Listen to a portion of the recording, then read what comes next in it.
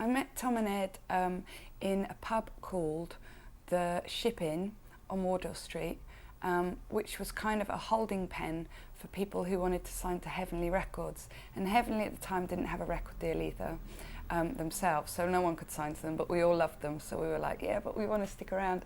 So yeah, I met them one lunchtime in the Ship Inn and thought they were lovely. And then Heavenly started this club called the Sunday Social, and they used to DJ, and I used to drink and dance on the bar, but not professionally.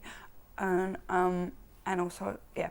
So yeah, that was good. And then one night they asked if I'd like to sing on one of their tracks, and I was like, yeah. I mean, at the time they were called the Dust Brothers. I don't think they didn't have a deal. They just sort of idolised the Dust Brothers in America, and so it wasn't a big deal, you know. It was just going down to a very small studio in South London, where they actually now have a much larger studio, and they played me the track, and I just thought it was beautiful.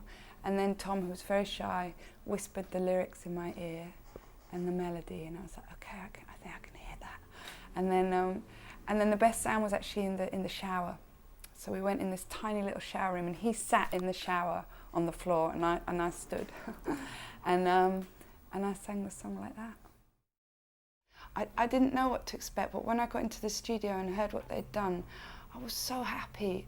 It was kind of like a dream come true. It was like, that's kind of what I hoped for and more, you know.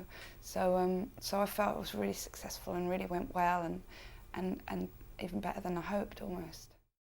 I sometimes think that maybe Tom and Ed are the sort of Phil Spector of our day. I mean, it's that big sound that they get. But it's just, I mean, I'm only kind of drawing parallels because they are unique.